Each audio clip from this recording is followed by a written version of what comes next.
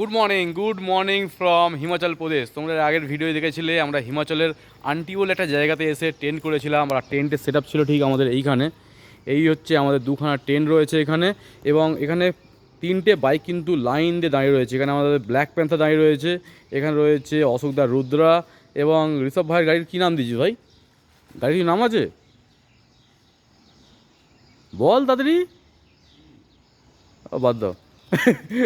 যাই হোক, এখন আপাতত আমাদের টেন্ট গোটানোর কাজ চলছে।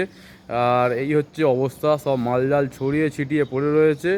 এবং একটা সুন্দর তোমাদেরকে ভিউ দেখায়, একটা দারুণ ভিউ। সকাল সকাল যদি এরকম ভিউ পাওয়া যায় না, মানে মন থেকে একটা আলাদাই খুশি, একটা আলাদাই উত্তেজনা কাজ করে।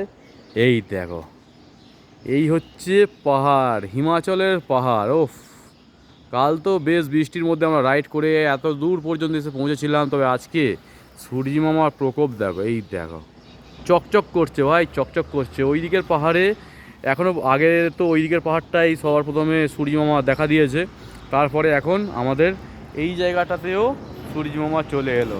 তো আজকে কিন্তু আমাদের গন্তব্য আছে চিৎকুলের উদ্দেশ্যে, ইন্ডিয়ার লাস্ট ভিলেজ বলা যায়, বা ইন্ডিয়া চায়না বর্ডার যেটা। তো এখান থেকে প্রায় 250 কিলোমিটারের মতন রাস্তা রয়েছে, ওইখানে আমরা আজকে যাব, এবং অবশ্যই তোমাদের সাথে লাইভ আপডেট কিন্তু শেয়ার করতে থাকবো। তো ভিডিওটা যদি ভালো লাগে লাইক করো, কমেন্ট করো, চ্যানেলটাকে সাবস্ক্রাইব করে রাখো। এবং বড় ভিডিও কিন্তু আসছে না, আমি আরও একবার বলে দিচ্ছি কী কারণে। যেহেতু আমাদের বাজেট ট্রিপ চলছে, আমরা এরকম একটা রিমোট এরিয়ায় এরকমভাবে একটা লোকেশানে মানে টেন্ট করে থাকছি। তো এই সব এলাকাতে কিন্তু মানে চার্জিংয়ের কোনো রকম ব্যবস্থা থাকে না, তো ইলেকট্রিসিটি পাবো না। সেই কারণে আমি ল্যাপটপটা ক্যারি করে নিই, তো সেই কারণেই বড় ভিডিও আমি আপলোড করতে পারছি না।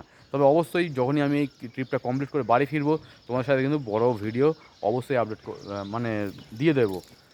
আর এই যে জায়গাটা ছিলাম আমরা, এটা হচ্ছে আপেলের সবজি মান্ডি। আপেল এখানে সব বিক্রি হয়, মানে পাইকারি হয় আর কি। তারপরে আমাদের কলকাতা নানান রকম জায়গা যেসব রয়েছে সেখানে চলে যাই। আর সেই মার্কেটে আমরা ছাড়া কাল রাত্রে কেউ ছিল না। এই হচ্ছে অবস্থা, পুরো ফাঁকা দেখো।